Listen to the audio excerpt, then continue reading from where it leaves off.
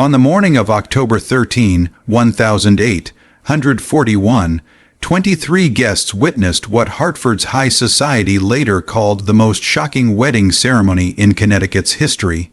Within minutes of taking her first sip of ceremonial wine, 19-year-old Bridget O'Sullivan collapsed at the altar of Trinity Episcopal Church, her wedding dress pooling around her convulsing body as white foam escaped her lips. The bride's final words, heard clearly by the front pew, were a desperate whisper, "The wine, it burns."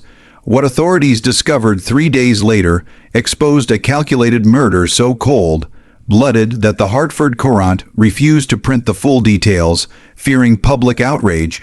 The killer sat among the wedding guests, watching every agonizing moment with the composure of someone who had planned each detail for months. Before we continue with the story of Eleanor Peyton and the O'Sullivan family tragedy, we invite you to subscribe to our channel and tell us in the comments which state or city you're listening from.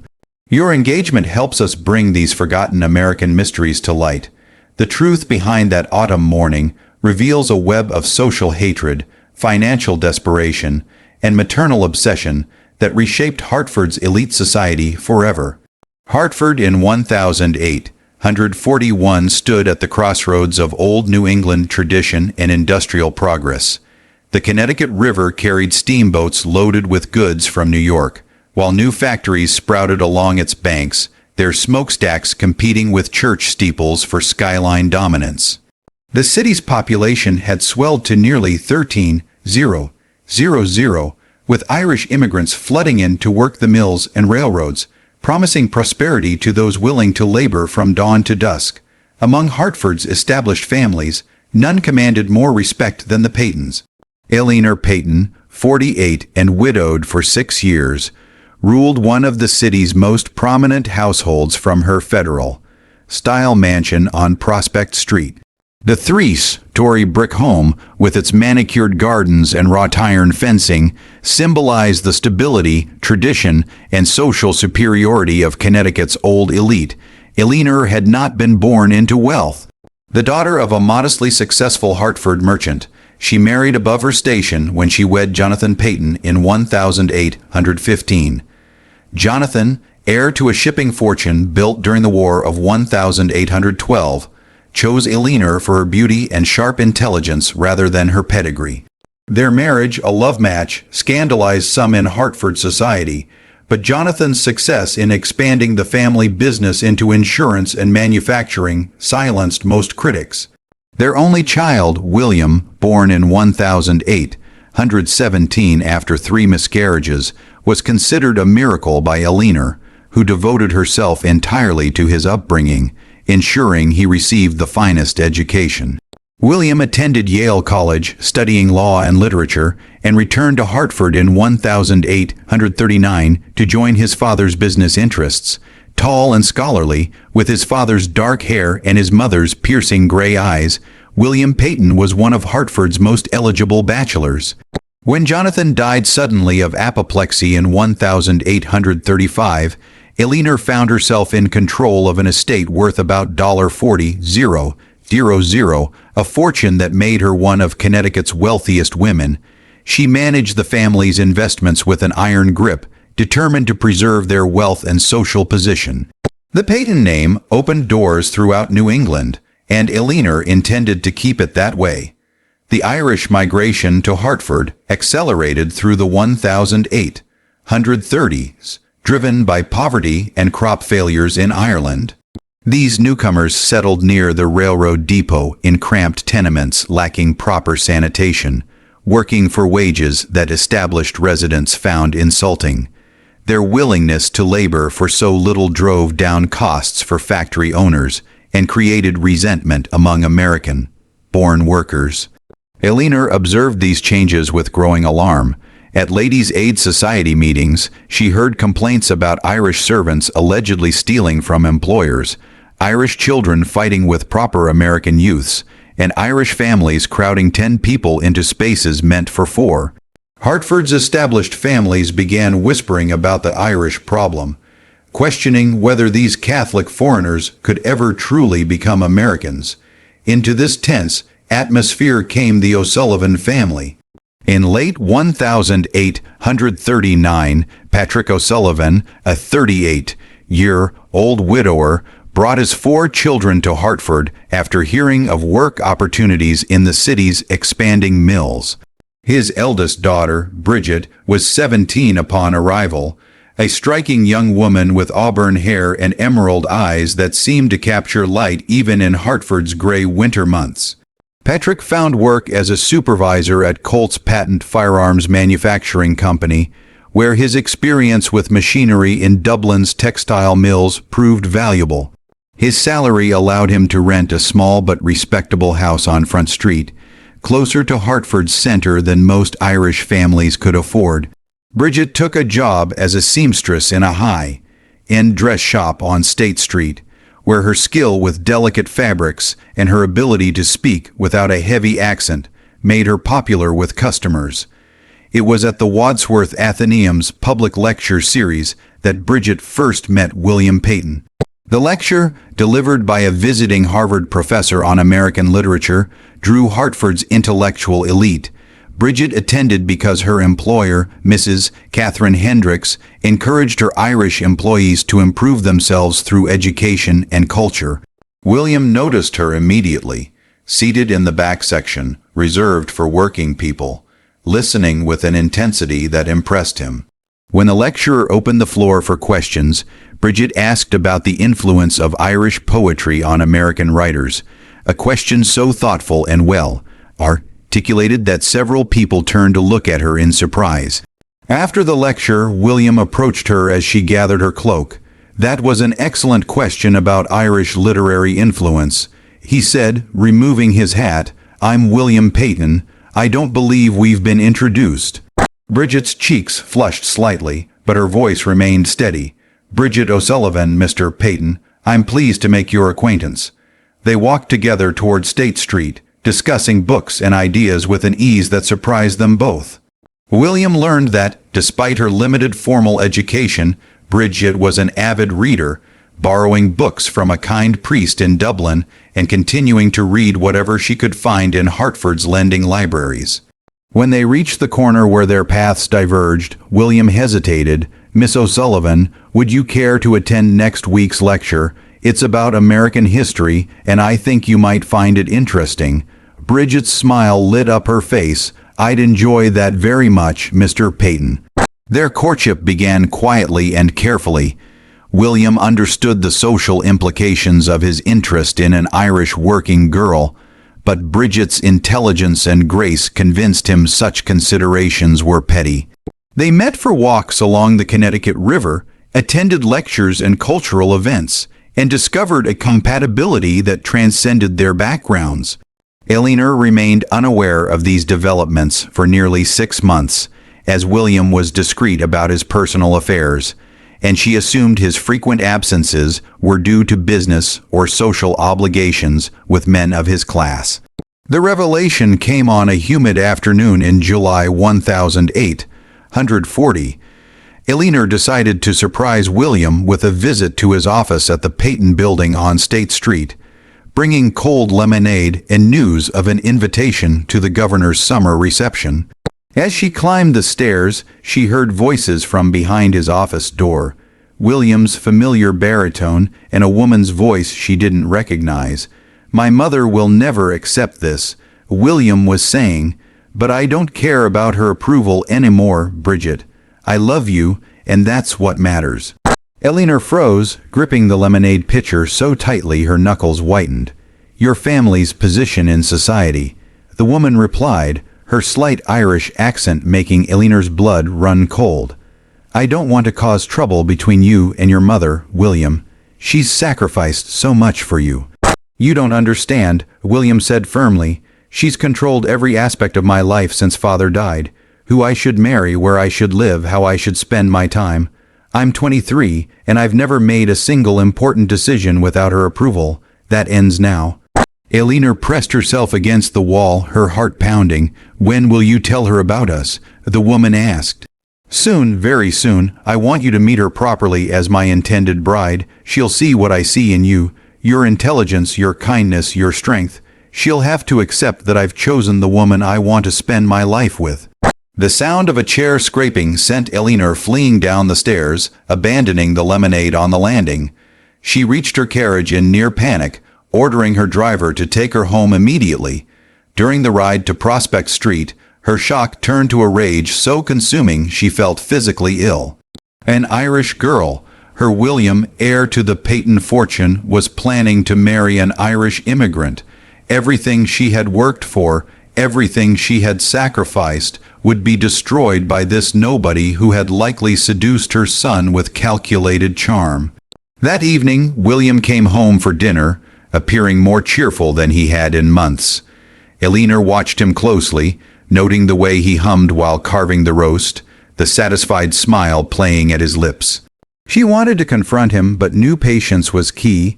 "You seem in excellent spirits tonight, William," she said lightly. "Do I?" He replied, "Well, I suppose I am. I've been thinking about making some changes in my life, important changes." "Oh, what sort of changes?"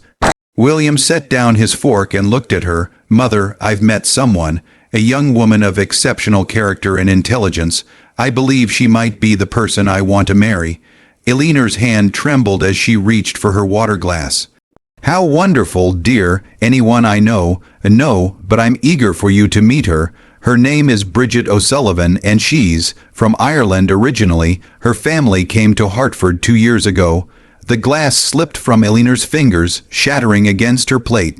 "Oh, how clumsy of me," she said, rising to call for the servants. "You said O'Sullivan, an Irish family." "Yes, her father works at Colt's factory, and she's employed at Mrs. Hendrick's dress shop." "Mother, I know what you're thinking." "I'm not thinking anything, William." Elinor interrupted, her voice controlled. "I'm simply surprised. You've never mentioned this young woman before. I wanted to be certain of my feelings before discussing her with you, but I am certain now.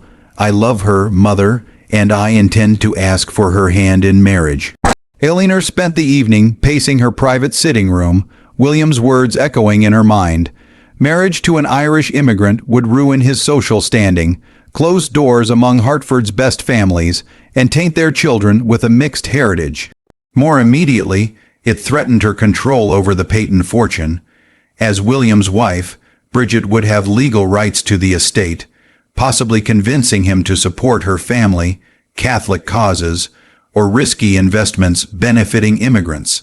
Elinor, who had risen from merchant-class origins to Hartford's social pinnacle, would not let an Irish peasant destroy her legacy. She would not see the Peyton name dragged through the mud by association with foreign poverty and superstition. Over the following weeks, Elinor investigated the O'Sullivans. She learned Patrick was a reliable worker, but involved in labor discussions some viewed as subversive. Bridget was well regarded by her employer and customers, though some society matrons whispered about her airs above her station. Elinor discovered the O'Sullivans attended Mass at Holy Trinity Church, a Catholic institution many Protestant Hartford residents distrusted. The thought of Catholic grandchildren horrified her. As summer turned to autumn, William's relationship with Bridget deepened. He introduced her to friends with pride, and Elinor watched as Hartford society reacted with polite surprise that turned to gossip. The breaking point came in early September when William announced his intent to propose. "I've spoken with Mr. O'Sullivan. He told his mother over breakfast. He's given his permission for me to ask for Bridget's hand. I plan to propose this evening." Elinor set down her coffee cup carefully. "William, I must ask you to reconsider." "Mother, please, let me finish. I've said nothing about this association, hoping it would run its course. But you're talking about marriage now, a permanent commitment that affects not just your life but our family's future." William's jaw tightened. "What exactly are you saying?" "I'm saying marriage is about more than feelings. It's about social compatibility, shared values, common backgrounds. This young woman may be pleasant, but she comes from a world entirely different from ours. The differences that seem charming now will become sources of conflict." "Her background doesn't matter to me. It should matter. It will matter to your children, who will struggle to find their place in society. It will matter to your business associates, who expect certain standards. It will matter to everyone we know." William stood abruptly. "I'm disappointed in you, Mother. I expected better from someone who married for love herself. Your father and I came from similar circumstances," Eleanor countered. "We understood each other's expectations.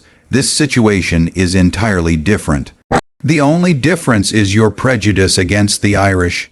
Eleanor's composure slipped. "It's not prejudice, William. It's reality. These people have different loyalties, values, priorities. This girl will change you, and not for the better." "This conversation is over," William said coldly. "I'm proposing to Bridget tonight, with or without your blessing." The engagement of William Peyton to Bridget O'Sullivan was announced in the Hartford Courant on September 15, 1840, sparking more discussion than any recent social news. At tea parties and gentlemen's clubs, people debated whether William had lost his senses or fallen to Irish seduction. Eleanor maintained a facade of gracious acceptance while privately seething. She attended functions where friends offered congratulations laced with sympathy. "How progressive of William," they'd say, their voices dripping with scandal. The worst moment came at a Ladies' Aid Society meeting when Mrs. Harriet Fitzgerald, whose own Irish ancestry was conveniently ignored, remarked pointedly on maintaining proper marriage standards. "Of course, we must be charitable to these immigrant families," she said, glancing at Eleanor, "but there are boundaries that shouldn't be crossed." Eleanor smiled tightly, the humiliation burning like acid. The Peyton name, once a key to every door in Connecticut, was now fodder for gossip. Eleanor began studying Bridget with a strategist's intensity, attending events where the couple appeared. Bridget wasn't the simple peasant Eleanor had hoped. She possessed natural elegance, intelligence, and warmth that drew people to her, even impressing Eleanor's harshest critics among society matrons. More troubling was William's devotion. He matched his stride to hers, listened intently when she spoke, and defended her fiercely against subtle slights. The wedding was set for October 13. William wanted a small ceremony, but Bridget insisted on inviting both families and close friends. "I want everyone we care about to witness our vows. I don't want anyone thinking we're ashamed of our marriage." Eleanor realized a public wedding would cement her humiliation, with every prominent Hartford family attending out of curiosity. As September turned to October, her desperation grew. She considered feigning illness to delay the ceremony, bribing Patrick O'Sullivan to withdraw consent, or threatening to disinherit William. Each option risked failure. William might proceed regardless, bribery could backfire, and disinheriting him would mean losing control permanently. The solution came during a sleepless night in early October. Reviewing Jonathan's papers for a legal means to retain control, Eleanor found correspondence with a New York business associate dealing in rare chemicals, including arsenic oxide used in textile production. The letters detailed its properties: a white crystalline powder, tasteless when mixed with strong flavors, causing rapid symptoms mimicking common ailments, and difficult to detect without advanced analysis. Eleanor saw a way to stop the marriage that would appear natural: a sudden illness during the ceremony, tragic but not unprecedented for a young woman overwhelmed by the occasion. On October 8, she visited Hartwell Chemical Supply in New York, presenting Jonathan's letters as credentials. Mr. Hartwell, recalling Jonathan's caution, provided a small vial of arsenic oxide for experimental textile tests. Eleanor paid in cash, clutching the vial on the train ride back, feeling grim satisfaction. The wedding preparations blurred by. Bridget, seeking Eleanor's approval, involved her in planning the reception. "I want you to feel this is your celebration too, Mrs. Peyton," Bridget said. Eleanor smiled, calculating the lethal dose. Half a teaspoon dissolved in wine, enough to mimic heart failure. On October 13, Eleanor awoke with clarity, dressed in her finest dark blue silk gown. the arsenic hidden in a silk sachet sewn into her dress pocket. At Trinity Church, she supervised preparations, focusing on the communion table where the silver chalice, a wedding gift from her, awaited the ceremonial wine. She ensured a fine French vintage was used, claiming she wanted the best for William and Bridget. As guests arrived, Eleanor greeted them with grace, noting Patrick O'Sullivan's pride and the elite's subtle distancing from Irish families. William arrived, nervous but happy, unaware of his mother's plan. Bridget appeared at 11:00, radiant in a self-sewn white gown, her beauty and dignity softening even rigid matrons. The ceremony proceeded with solemnity. After the vows, Father Matthews moved to bless the wine. Eleanor rose, offering to assist, and while he addressed the congregation, she emptied the arsenic into the chalice, stirring it invisibly into the wine. William sipped first, then Bridget drank deeply, showing only joy. Eleanor returned to her seat, waiting for the poison to work. But 25 minutes later, Bridget remained vibrant, greeting guests with energy. Eleanor's anxiety grew. Had she miscalculated the dose or obtained a defective compound? At the reception in the Peyton mansion, Bridget ate and drank normally, showing no symptoms an hour after the poisoning. Eleanor retreated to her study, panicking as her plan failed. Then commotion erupted. Bridget had collapsed, pale and trembling, clutching her stomach. Dr. Harrison, a guest, examined her, noting stomach pain, nausea, and burning in her throat. The wine, Bridget whispered, it tasted strange. Dr. Harrison suspected arsenic poisoning and sent for the chalice and remaining wine. Eleanor's panic intensified as tests confirmed arsenic in the chalice. Bridget, regaining consciousness, recalled seeing Eleanor near the chalice during the blessing. "Mother," William whispered, horrified, "tell me you didn't try to murder my wife." Eleanor confessed she would have destroyed everything: your social position, our reputation, our security. Dr. Harrison notified the authorities. Eleanor's trial began November 20, 1841, drawing widespread attention. Evidence, chemical tests, Bridget's testimony, and Eleanor's confession proved overwhelming. Despite her attorney's claim of temporary insanity, her premeditation was clear. Bridget's dignified testimony and William's emotional account sealed the case. The jury found Eleanor guilty of attempted murder, and she was sentenced to 15 years. The Peyton family's social standing collapsed. William and Bridget moved to Boston, raising 3 children and thriving. Eleanor served 12 years, returning to Hartford a broken woman, dying in 1858 without reconciling with her son. The case reshaped Hartford's attitudes toward Irish immigrants, with Dr. Harrison advocating equal treatment and forensic medicine gaining prominence. The poisoned chalice case became a cautionary tale about prejudice and justice.